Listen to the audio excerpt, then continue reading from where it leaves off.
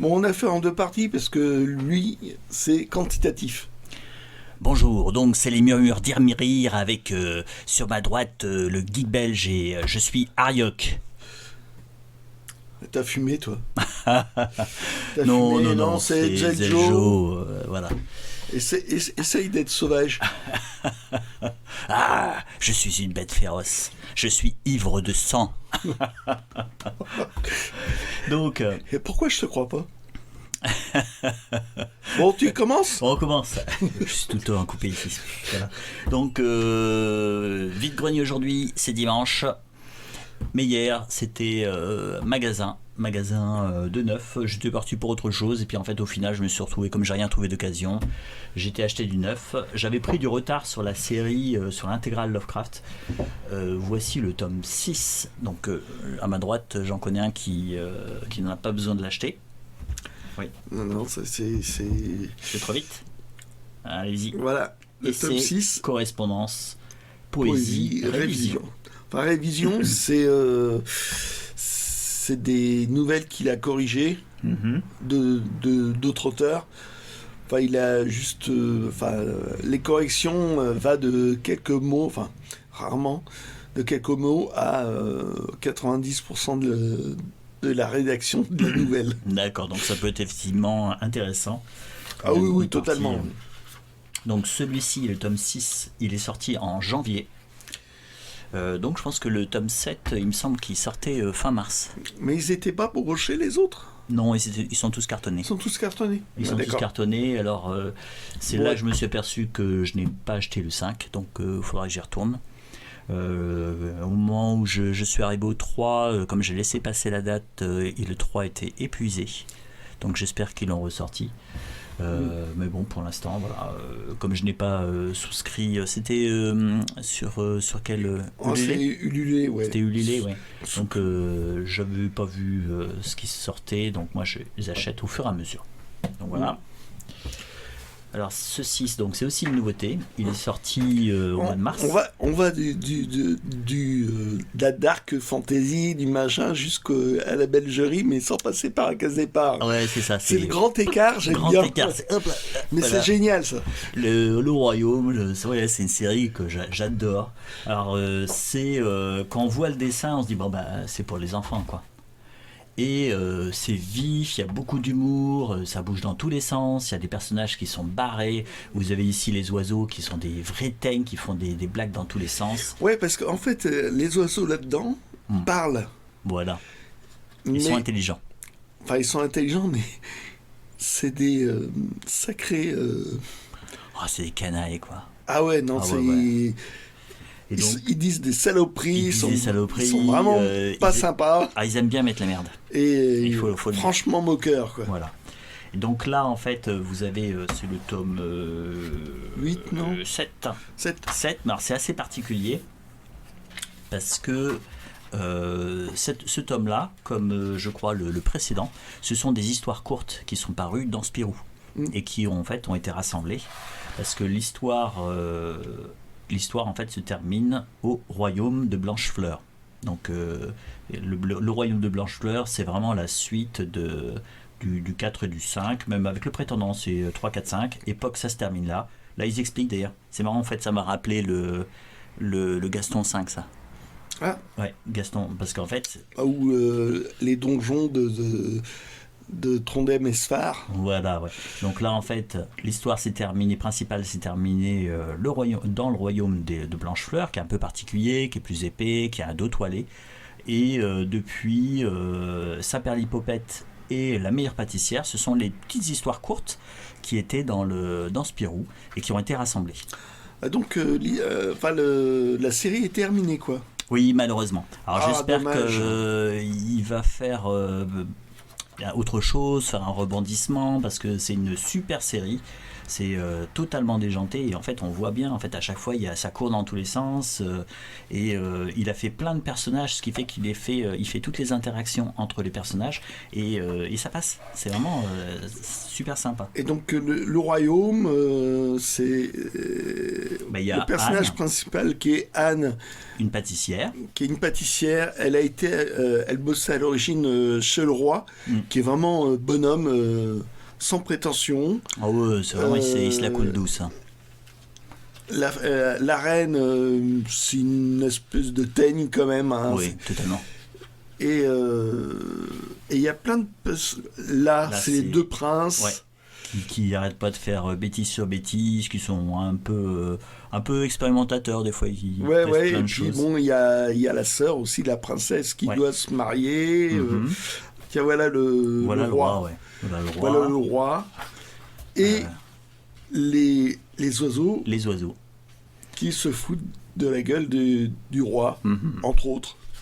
Oh, de tout le monde. Et Anne a un amoureux qui est François. Qui est François. Voilà. Ah oui, il est là. Il est là, François. Qui est qui est forgeron et qui a une force exceptionnelle. C'est vraiment. Et un peu bêta. Oui. Lui, c'est un sculpteur, c'est un savant. C'est un écrivain. Je croyais que c'est un écrivain. Non, c'est un savant.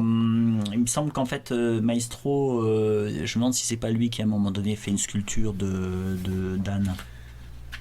Ah. C'est à moins que je confonde avec un personnage. Alors, et puis il y a beaucoup de personnages qui arrivent, qui ont des petits rôles. Hein. Là, il y a un barde qui va passer, et c'est vraiment déjanté. Il y a le chat aussi. Le chat il y a aussi. eu toute une histoire sur le chat, toute sa vie avant qu'il rencontre Anne et qu'Anne le recueille. C'est vraiment c'est un univers. Et c'est vraiment sympa. Et si vous avez l'occasion d'en trouver d'occasion. Il l'a terminé. Le cycle est terminé. Zut alors. Oui. Alors j'espère qu'il va faire des rebondissements parce que je pense que même si ça sent la fin qui est vraiment bouclée, non, j'espère qu'il va continuer sa série en tout cas. Les libérés, délivrés. Donc voilà. Voilà, donc c'est très sympathique. Et t'as triché, t'as acheté ça neuf. Oui, parce que on n'en trouve pas souvent quand même. Mais oui, c'est ça. J'en ai pas vu. Donc, vide-grenier ce matin. C'était un peu un pari. Hein. En fait, ça n'a pas commencé super bien. Mais j'ai trouvé ceci quand même. Donc, Bandolero, c'est de Carlos Jiménez. Celui-ci, je crois que je l'avais vu 2-3 fois. Je ne l'avais pas acheté. Parce que Carlos Jiménez, à la fois j'aime bien son dessin, j'aime bien certaines choses qu'il a fait, et par contre il a fait ses souvenirs d'enfance, et alors là... Paracuelos, ça s'appelle. Paracuelos. Et alors là, évitez-les, parce que c'est super déprimant. C'est glauque. Il a eu une enfance de merde, il faut le dire. Hein. Ouais. Et c'était en Espagne, sous la dictature franquiste. Et on sentait que c'était une société qui était quand même très cloisonnée, très cadrée. Et bizarrement, ça sortait dans Flux glacial. Oui, très étonnant. Mais à chaque fois que je lisais ça, c'était un peu c'est un peu déprimant. Alors, il a fait des trucs un peu bizarroïdes avec des dessinateurs qui sont tous ensemble et qui font bêtises sur de bêtises, un peu. Mais bon, ça m'avait l'air d'être une aventure picaresque. Donc, j'ai pris. Et puis j'aime bien son dessin en fait. Hein. Voilà, donc ça. Je suis pas sûr qu'il y ait eu des rééditions de cette bande dessinée. Je sais pas, je suis pas sûr qu'il y ait eu suffisamment de succès pour qu'il continue à sortir. Ouais, là c'est de février 1989. Bon. Ouais. Alors, western andalou. Bon, okay. Impeccable. Sur un autre stand, c'était le stand des gens. Un René Château. Un René Château. Et donc c'est un film, c'est Nous irons à Paris. Donc avec Henri Salvador, mais il a un tout petit rôle. Hein. C'est surtout à l'époque, c'était la grande star, c'était Ray Ventura et son orchestre. C'est un film qui est très, comment dire. Je trouve qu'il est pétillant. C'est une comédie musicale française avec des chansons et puis plein de personnages. Il y a un petit peu d'humour, même beaucoup. Ça se prend pas au sérieux. C'est vraiment très sympathique. Et si vous avez l'occasion de le voir, n'hésitez pas parce que c'est vraiment Ray Ventura et son orchestre. C'était un petit peu un orchestre à l'image du jazz swing de la Seconde Guerre mondiale. Après-guerre, ouais. Oui, alors que ça c'est après-guerre, mais en fait ça fait un petit peu ce jazz. Et ça se passe, alors c'est des... comment décrire l'image ? C'est des des jeunes qui ont fait, qui ont été virés d'une grande station de radio, qui font leur propre émission un peu pirate et qui décident d'aller à Paris. Et donc en fait, il y en a qui décident, comme la station pirate a de plus en plus de succès, il y en a qui essayent de lui mettre des bâtons dans la roue. C'est à voir, c'est vraiment à voir. C'est un petit film sympa des années 50, c'est un grand classique. Il y a eu une suite, c'est Nous irons à Deauville, je crois. C'est Nous irons à Deauville, et il me semble que Louis de Funès était dedans. Et a des sketchs assez rigolos sur la plage. Donc c'est à voir aussi. Hein. Je ne sais pas si on peut le trouver. Je sais qu'il y a une chaîne, en fait, Cinévioc, qui reprend des vieux films, mais je crois que celui-ci, il n'y est pas. Bon, si vous avez l'occasion de le voir, moi je vous recommande. Très sympathique. Voilà, et donc on a fait un premier tour, il y avait beaucoup de pros et c'était mal parti. C'était très mal parti. Très mal parti. Aïe. Moi j'avais trouvé quelques trucs. Oui. Toi t'avais rien trouvé. À part les deux petites choses quoi. Donc c'était bon, on va dire un dimanche un peu sans. On faisait le deuxième tour, tu regardais sur la table et moi je regarde dans une caisse sous la table. En fait, ça n'était pas au premier tour. Voilà, on l'a pas vu. Et je pense que si quelqu'un l'avait vu... Le carton n'était pas là. Non, je pense pas. Au premier tour. Au deuxième tour, il y avait beaucoup de cartons qui étaient réapparus. Ouais, sort. Et il y avait ceci. Donc bon, il est hyper dégueulasse. Il s'est pris des coups. Il manque une page. Mais c'est un monocolonne en fait. Donc un monocolonne, tout simplement. On appelle ça des monocolonnes. Ancien. Oui, c'est le premier titre de monocolonne. Donc avec le dernier titre, c'est le Sceptre d'Ottokar. Et donc cet exemplaire, il date de 1947.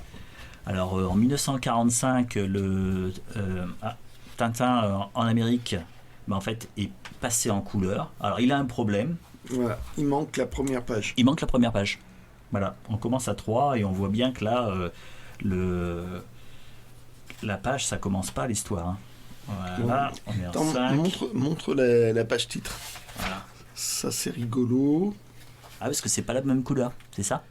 Ouais, voilà, on sent que rouge. Par la suite, ça a été passé en noir. Bon, alors ça n'a pas été dessiné par Hergé. Hein. Ah, des décalcomanies. Des petits décalcomanies de chars qui ont été mis dessus.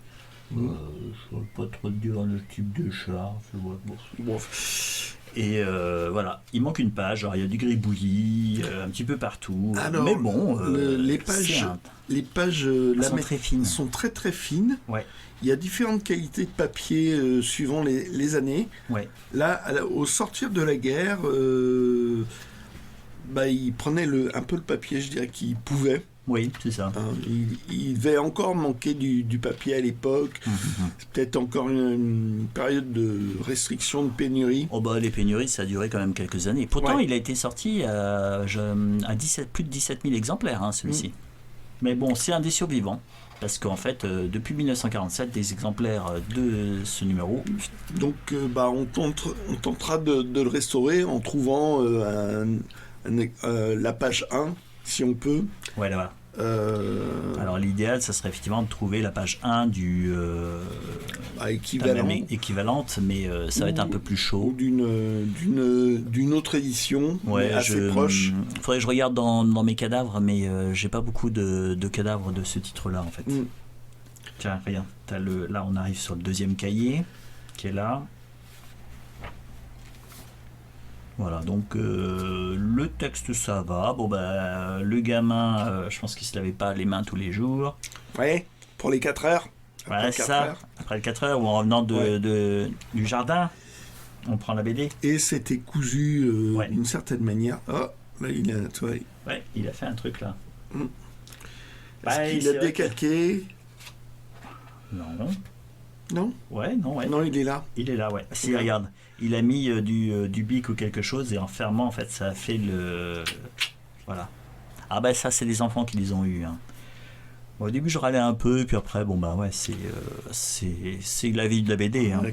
Casse-lui la gueule au gamin. Non, il est en EHPAD maintenant. Ouais, justement, il pourra pas se défendre. Ah oui, c'est pas bête, ça. C'est une bonne réflexion. Donc là, on a ça, et on voit alors les gardes colorés à cette époque. Donc c'est ah ouais, tiens, rien, encore il s'est amusé. C'est des gardes colorées bleu foncé. Enfin, mais en fait, celles-ci, ils étaient vachement claires. Elles sont beaucoup plus claires que les dernières gardes colorées de 58. Ouais, c'est ça. Et après, en fait, ils ont changé le modèle, en fait. T'as vu là, je sais pas ce qui s'est passé là. On n'a même pas l'impression que ce soit de l'eau. On a l'impression que ça a été gommé. Il y a eu un truc, je sais pas. Ça date de 47. Ça date de 47, cette bande dessinée. Donc en fait, comme c'est pas pelliculé, bah, ça prend tout. Ça. Ouais. Donc voilà. là, et étonnamment, il n'a pas le défaut. Ouais, c'est ça. Il n'a pas le défaut de la majorité des vieilles BD, c'est-à-dire qu'il n'a pas perdu son dos. Ah oui, c'est ça qui est étonnant parce que c'est vraiment étonnant. Ça, c'est super fragile en temps normal. Et il l'a pas perdu. là, bon, bah, faudra peut-être essayer avec de la gomme mie de pain. Ouais, je pense qu'à la mie de pain, on va essayer. Bon, bah là, il y a des petits manques ici. C'est une gomme particulière qui, c'est de la mie de pain. Ouais. Donc ça s'écrase, ça se malaxe et ça frotte pas, ça tourne. Ça adhère ouais. Très légèrement. Alors faut faire des essais, mais jusque là c'est la meilleure pour du papier non pelliculé. Oui, parce que si vous essayez de gommer les saloperies, vous allez gommer les couleurs aussi. Hein. C'est classique. Et il faut surtout pas mettre tout ce qui est généralement quand c'est pelliculé, on peut utiliser de l'alcool ménager, mais là il faut surtout pas le faire. Hein. Ça c'est clair. Voilà. Donc super trouvaille. Ouais. C'est vraiment la trouvaille du jour. Donc après de la fin de ce vide-grenier qui était quand même plutôt décevant. Quoi. Plutôt décevant. On était vraiment mode qu'est-ce qu'on fait on se résigne, voilà. On a hésité à retourner dans nos pénates et puis en fait on a tenté l'aventure. Un espèce de plan B qu'on n'a pas utilisé finalement. Non. Pas entièrement. Non, on n'a pas été utilisé jusqu'au bout du plan B. Il y avait ton coin champignon. Mon coin champignon et on y a été. Et alors au début, ça faisait. J'étais passé déjà il y a un mois, donc je me disais comme qu'il avait peut-être pas reçu d'autres livres. J'ai pris ceci parce que je me suis dit tiens, j'avais une envie de relire Agatha Christie. Donc là c'est la couverture classique. Alors ça c'est très marrant, ça c'est une couverture, je la connaissais pas. Ça fait très Santa Barbara quoi. Ouais. Ou meurtre en Écosse, voilà c'est. Il n'y a pas eu un téléfilm, c'est bizarre. Je sais pas, ouais c'est particulier. C'est photo Pictor International. Atelier Pascal Verken. On sait pas. Souvent on les trouve comme ça. Alors apparemment là ils sont partis dans un délire en Angleterre, comme quoi ils vont faire sauter certains passages et tout. C'est un peu délirant. Moi je suis pas très pour changer les textes des auteurs. Ils l'ont écrit ça, c'était leur époque. À la limite vous mettez une petite préface. Bon c'est... une mise en contexte. Ouais, on met une mise en contexte. On s'amuse pas à toucher au texte. C'est vraiment... On vit une drôle d'époque en fait. Hein. Alors, donc Gaston Leroux. Alors cette collection-là, j'aime bien cette collection parce que c'était celle quand j'étais ado, on en trouvait plein dans les bibliothèques. Gaston Leroux, le fauteuil hanté. T'aimes bien Gaston Leroux, toi? Ouais, j'aime bien. Je l'ai lu il y a longtemps, c'était très sympa. Alors, parce que c'est la conclusion, parce qu'il se moque de l'Académie française. À fond la caisse. À fond la caisse. Tu l'as lu? J'ai vu une adaptation télévisée. Ah, donc tu connais la fin? Et j'ai pas encore lu. Ah ouais.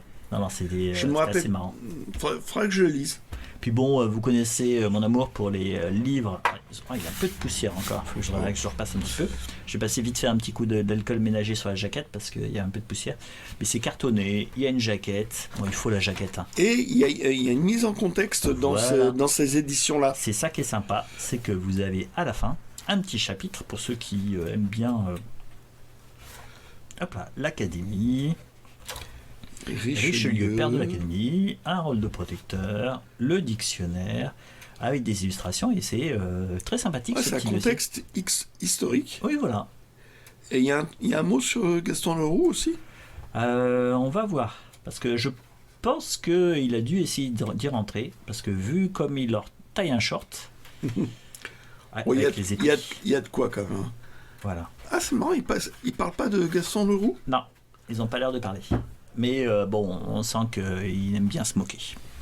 Qui aime bien châtie bien. Alors là, c'est là que moi je commençais à être éteint.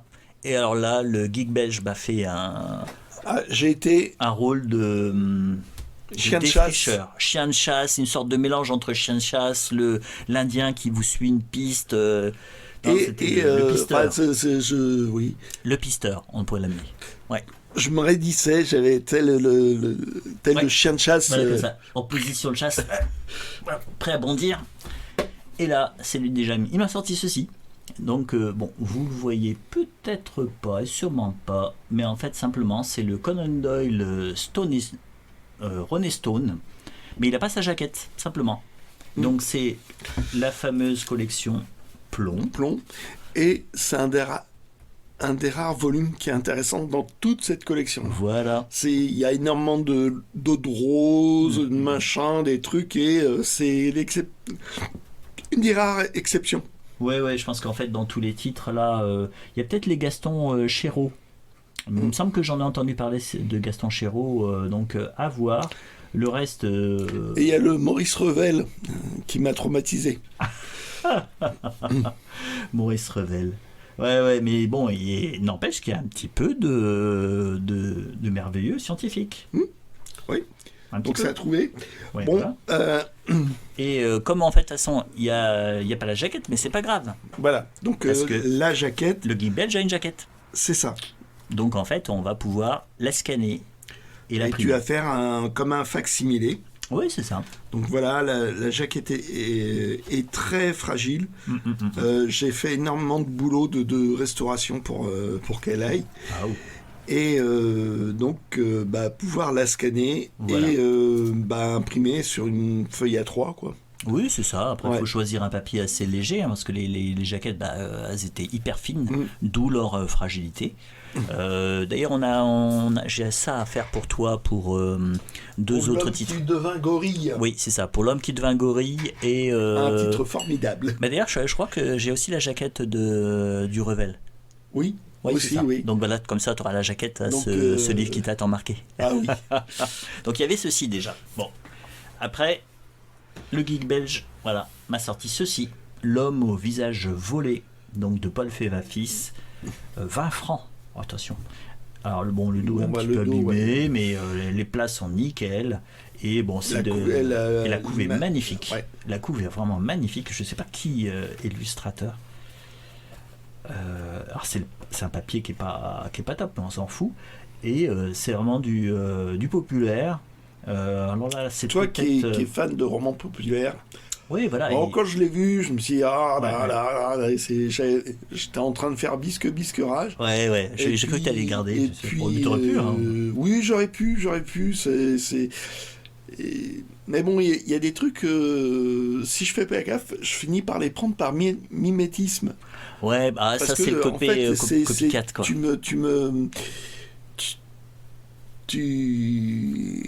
files tes virus. Mes vices. Tes vices. Et vice-versa. Oui, pareil aussi. Oui, il y a vice-versa. Donc on s'influence et on s'influence totalement, en fait. Puis on se tente et puis c'est moi qui l'avais trouvé, mais je dis merde, c'est lui qui va l'apprécier le plus. Bon super. Voilà. Elle est magnifique. Hein. Ça me fait penser un petit peu à ambiance un petit peu égyptienne. Alors, toujours le geek belge dans ses œuvres. Alors ça, c'est un rayon où j'étais passé dessus parce que je l'avais fait, j'avais vraiment trop scruté il y a quelques mois, ce qui fait qu'en fait, même le mois dernier, j'avais même pas pensé à regarder à nouveau. Et là, dedans, il y avait The Art of How to Train Your Dragon. Tu remarques l'accent ? En fait, qui a été traduit simplement par dragon. Voilà. Et tu veux que je te félicite pour ton accent ? Bah oui, tu peux, non ? Non, je peux pas. Ah bon. C'est au-dessus de mes forces. Ah. Donc, voilà. Donc, les hardbooks. Les hardbooks. Alors, les hardbooks, si vous suivez la chaîne, vous savez que j'aime bien ça. Que je suis un peu vraiment tombé dedans. C'est-à-dire que c'est un jour, j'en ai trouvé un. C'était celui de Toy Story. Donc, j'avais pris Toy Story 1. Et depuis, quand j'en vois, j'en prends. Voilà, tout simplement. Gros, c'est tous les dessins préparatoires du dessin animé. Les décors, les recherches des personnages. Ah oui, c'est magnifique à chaque fois, et voilà. Et on voit vraiment les esquisses, comment ils sont arrivés au résultat final. Bon, alors là, c'est Voilà, en parce anglais. qu'en fait, on voit que le résultat final. Voilà. Alors là, ces deux-là sont en anglais. D'accord. Certains, on peut les trouver en français, et d'autres n'ont pas été traduits. Il y a un petit peu tout le cas. Là, c'est version D'accord, anglaise. c'est anglais. Oui, là, c'est en anglais. Donc c'est des Anglais qui se sont débarrassés de ça. Ah oui, A il y a de priori. fortes chances. Ou alors c'était quelqu'un qui adorait et qui les a pris, qui maîtrisait totalement la langue de Shakespeare. Là, voilà. Qui ne la maîtrisait pas, Ou qui la maîtrisait pas, et en fait, ça qui finit s'est par lassé faire de chier. ses bouquins pour les laisser. C'est possible aussi. Parce que C'est possible. ça coûte un bras en général, ces bouquins-là. Oui, c'est c'est sorti- facilement et, 35 euros, quoi. Et c'est sorti qu'une fois en général. C'est ça. Au moment de la sortie du film, Voilà. et une C'est-à-dire fois que, passé, quand c'est épuisé, c'est épuisé. C'est-à-dire qu'en fait, si vous n'avez pas la chance que certains exemplaires soient sur les sites d'occasion, alors pour peu que la demande, alors ça, je pense que c'est de là, il n'y a pas la vibe qu'il peut y avoir sur Toy Story. Toy Story, en fait, peut-être que ça changera, mais le numéro 1, par exemple, je crois qu'il est à plus de 100 euros. Parce qu'en fait, il est épuisé de chez épuisé. Ces deux-là, je m'en fous du prix. Moi, je trouve ça chouette. Là, voilà, on voit toutes les esquisses. Il y a quand même des sacrés dessinateurs dans leurs équipes. C'est vrai, c'est vraiment sympa.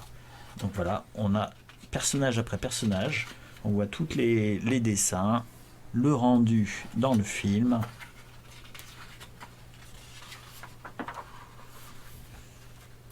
Ah ouais, comme je te disais, là j'ai relu le Hobbit, le artbook, et c'était vraiment chouette. Tufnut et Rufnut. Bon. je n'ai pas vu le film. Ah ok, donc ça c'est le 1, celui-ci c'est le 2, et ce n'est pas tout. Ah, car le geek belge était en forme. Mais c'est ça qui était incroyable. Voilà. Il aime bien taper. Hein. Ouais, ça fait du bruit. Et donc, il m'a montré ceci parce que il l'avait déjà. C'est ça. Il y avait déjà Etzeljo qui commençait à pleurer. C'est oh putain, il a trouvé ça. Eh oui. Oui, mais je l'ai déjà. Donc tu vois, il a été acheté le 15 septembre 2005. Hop. Et c'est vraiment le genre Award. de gros bouquin. Ouais, super cher. Voilà. Et toi, t'as acheté les bouquins au kilo.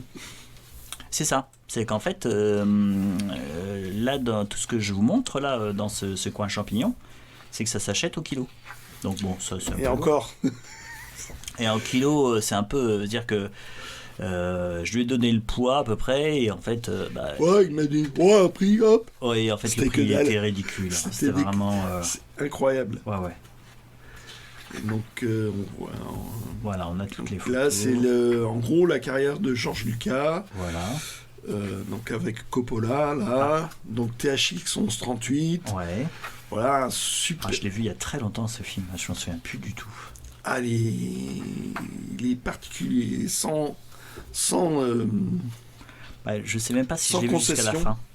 Parce que en fait, parce que le souci c'est que je devais être gamin, et en fait, je pense que ça a dû faire chier mes parents. Et donc, je crois que j'ai pas vu la fin. Et on a dû zapper sur notre chaîne. D'accord. Il y a certains films comme ça. American Graffiti. Ah, donc. il est génial ce American Graffiti. Je sais pas, faudrait peut-être que je revoie. Donc c'est vraiment le premier film nostalgie avec la BO qui est entièrement des. Je crois que c'était le premier film qui reprenait que des chansons de rock. Oui. Et ça a lancé cette mode-là, la mode des BO compilations. Oui, parce qu'en fait, tout le monde y trouvait son intérêt. À la fois, c'était beaucoup plus simple parce qu'on n'avait pas à avoir le compositeur qui créait. On s'enlevait une épine du pied, finalement. Parce qu'en fait, le compositeur n'était pas obligé. C'est vraiment dommage. Et en fait, en même temps, pour ceux dont la musique était sélectionnée, c'était un tremplin. Ça pouvait être un tremplin. Et c'est dommage parce que maintenant, tu as beaucoup de compilations qui prennent le pas sur les compositions originales, quoi. Ouais. Et Alors, il y a des fois, ils sortent les deux. C'est-à-dire que ils vont sortir à la fois les chansons qui sont dans le film, qui ont été placées, puis en fait, en même temps, un autre album avec les compositions originales. Et on a plus de mal à trouver les compositions originales. Alors là, hop. On va toujours. Et donc, on arrive. American Graffiti a été un tel succès que ça lui a permis de se lancer dans une galaxie lointaine. Très lointaine. Ah, c'est chouette, hein, c'est vraiment un pavé. Ah. Ouais, des recherches. Les recherches graphiques là, vous avez vu. Ouais, c'est un truc de Ralph McQuarrie, ça. Ouais, c'est chouette. Hein. Ouais. Bah, c'est comme ça qu'il a convaincu les studios. C'est grâce à cette peinture notamment. Ah ouais. Ouais. Hop. Pour montrer le résultat qu'il voulait avoir. Mais alors, il y a eu énormément de retravail derrière. Ouais.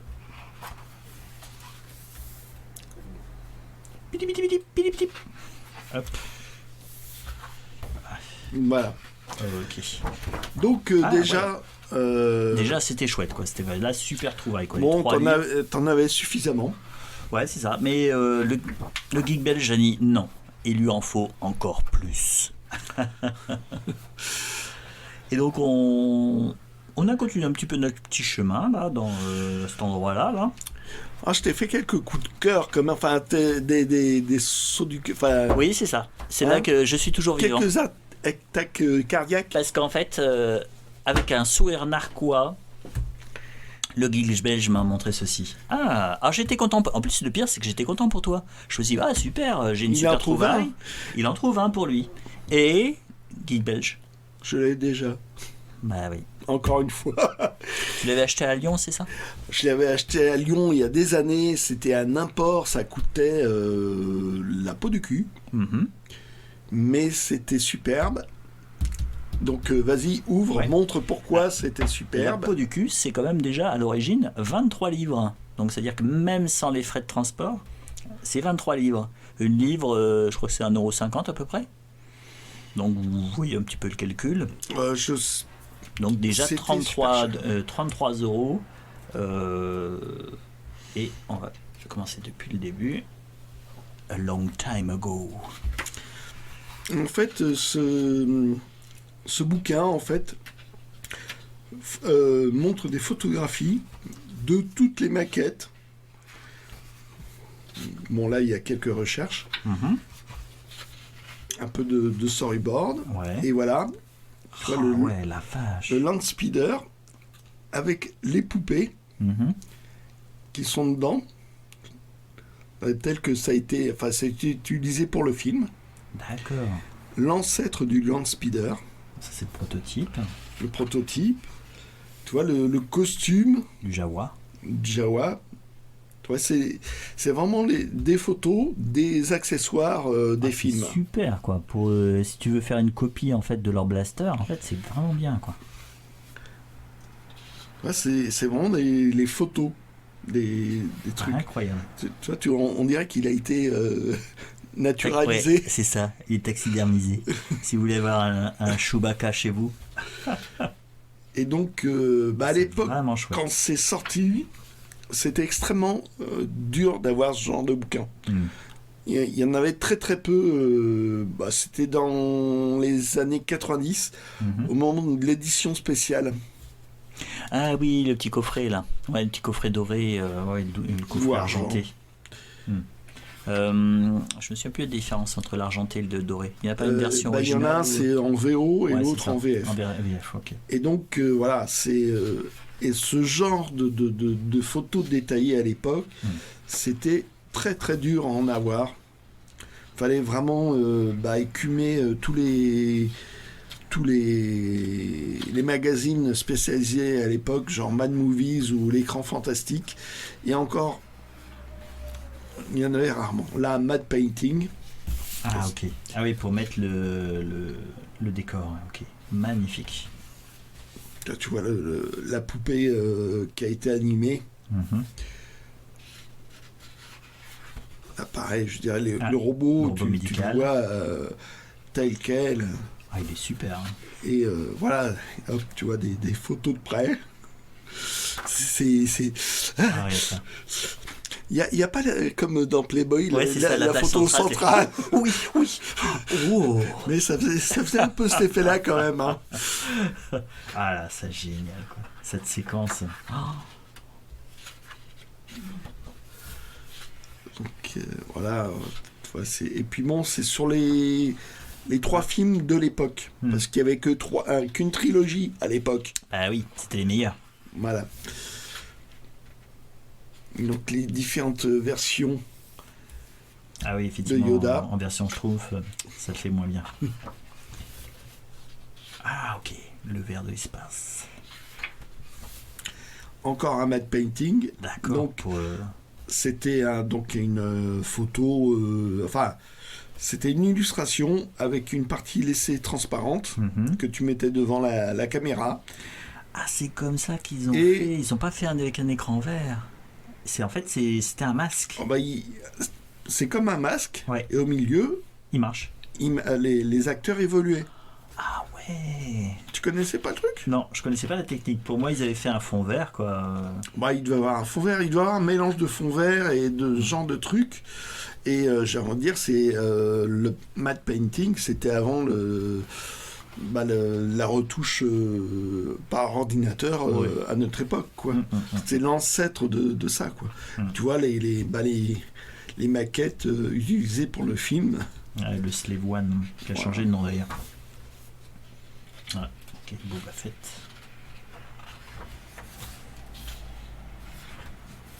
Non, je suis ton père. Non, ce n'est pas vrai. C'est impossible. Faut que je coupe. Lis dans ton cœur. Oh là là. Voilà. Et n'empêche que quand tu as cette séquence, quand tu n'as pas l'info, ah bon. Hop. Donc 3e film. Ah. Voilà. Le retour du jeudi, donc. Qui est entre le mercredi et le vendredi. Voilà, c'est ça. Ah ouais, magnifique.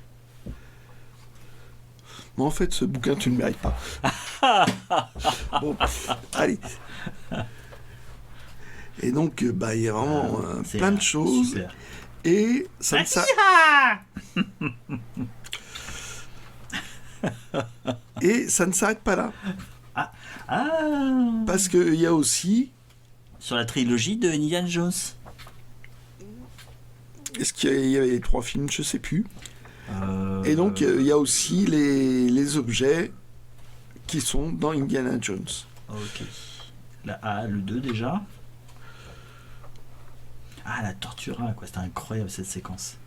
The Final Quest. Oui, tu as les 3. Oui, il y a les 3 films. Impeccable. Oh, fabuleux. Ah, t'as même la pierre. Ouais, c'est exact.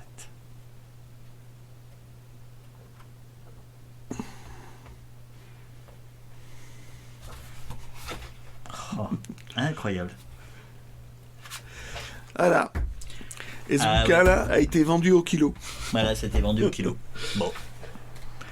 Alors, un petit dernier pour la route. Celui-ci, on l'avait vu dans le magasin. Là, dans une recyclerie. Mais il était vraiment abîmé. Et en fait, toujours le geek belge en pleine forme. Alors que moi, j'étais vraiment dans le pâté. Et je me contentais en fait de porter le sac. Et puis, de hocher la tête d'un air bête. Je sais très bien le faire, ça. Ouais. Et donc, en fait, pourquoi j'étais intéressé par ce jeu Bookin ?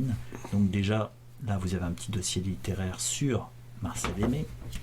Tout simplement, hop, on va trouver le début. Voilà. Parce que vous avez un petit récit du chat perché, donc d'après Marcel Aimé, et le dessinateur, c'est Émile Bravo. Et j'adore Émile Bravo. Il a fait beaucoup d'illustrations pour les couvertures de certains livres. Il a fait aussi les aventures de Jules, et après il a repris le personnage de Spirou d'une manière formidable. Ouais, fabuleuse. Et donc là on a le style Émile Bravo, donc un style très on va dire classique, et en même temps il a son style et une façon des scénarios vraiment au cordeau, des dialogues, Enfin, c'est tout, quoi. C'est C'est vraiment un super. champion de la pédagogie quand même. Hein. Ah oui, totalement. Parce que dans Jules, il arrive quand même dans la première histoire à expliquer la relativité. Oui, il faut le faire, quand même. Faut y aller et ces récits pour pendant la guerre Ouais, c'est super. par Spirou, c'est vachement pédagogique quoi. Ah oui, totalement. Mais pas chiant. Oui, il raconte bien le... Voilà, ça se termine là. Et bon, l'intérêt toujours des BD qu'il y a dans J'aime lire en général ne sont pas repris en album Voilà. parce que souvent c'est juste un extrait d'histoire. Pour certains, et là, comme c'est une série de contes, il a pu faire un récit complet, quoi. Voilà. Donc ça, c'est génial. Après, en plus, tiens, je dois l'avoir un de celui-ci. Voilà. Petit dossier sur Marcel Aimé, donc super. Il est en très très bon état, donc c'est nickel. Voilà. Et c'était la dernière trouvaille que tu m'as trouvée. C'est normal, c'est une trouvaille, on trouve toujours les trouvailles. Et après, fallait se rentrer. Ah, il fallait se rentrer. On avait... On était affamés, fatigués. Voilà, donc on n'a pas été jusqu'au bout du plan B, mais déjà je pense que c'était bon. T'as eu ta dose? J'ai eu ma dose, c'était un très très bon dimanche. Donc c'est reparti les amis, comme en 14. Donc voilà, on va pouvoir vous laisser là. On vous souhaite une bonne semaine. Laissez des commentaires. Oui. Ah, les commentaires. Ah oui, on va faire une petite mise au point parce que la semaine dernière... tu veux que je chante? Mise au point. Sur les plus belles années de ma vie. Non, non, t'es pas obligé. Pas obligé. Oui, on a parlé des commentaires. En fait, on a eu 2 trolls. Oui, on a eu les trolls. Donc, comme on n'avait pas vocation à se laisser faire, on les a envoyés paître. On s'est un peu moqué parce que ça ressemblait un peu à un commentaire de pré-ado sur TikTok, quoi, avec... il y avait une phrase, je crois que c'était oui. C'est trop nul cette narration. Alors, Les commentaires, ouais. Vos commentaires, ils sont trop nuls. Trop nuls. Alors il y avait 3 fautes, j'ai relevé moi. J'ai relevé 3 fautes, narration non, moi j'aurais dit commentaire tout simplement. Oh, je sais plus. Enfin, bon. Et il y a un autre commentaire où on nous a sorti qu'on était woke. Ouais. Fallait le faire. Il faut le faire parce que je crois que Ariok il mange du wok au petit déjeuner. Ouais. Il aime ça. C'est tendre. Souvent c'est bio. Je sais pas si c'est bio, mais en tout cas il l'a bien envoyé paître aussi. Ouais, parce que non. Moi j'y avais été avec un peu plus de délicatesse. De subtilité, je dirais. Tu es subtil en fait, le Guy belge. C'est pas moi qui l'ai dit. Mais bon voilà. Donc à la vidéo suivante. Voilà. On n'avait aucun commentaire. On dit, oh là. Et là, on s'est dit, ah merde, ils osent plus. Ils s'auto-censurent. Ils sont là, comme au fond de la classe, ils n'osent plus rien dire parce que le prof a poussé une gueulante. Non. C'est les. Et puis allez, on a été rassurés. On a eu des commentaires des habitués. Des fidèles. C'est sympa. On aime bien ça. Ça nous fait bien rigoler. Oh, ouais, et puis bon, quand la critique est pertinente, on l'accepte. Oui, on l'accepte. Quand c'est argumenté, ou voilà, c'est chacun son truc. On aime bien que vous réagissiez. Donc allez-y. Alors, profitez-en aussi pour mettre des pouces bleus, partagez. Ton pouce n'est pas bleu. C'est normal, je suis pas un schtroumpf. Ouais, c'est ça. Voilà. Bon. Donc, on vous souhaite tout le schtroumpf du monde et puis à dimanche prochain. Ouais. Ciao. Ciao.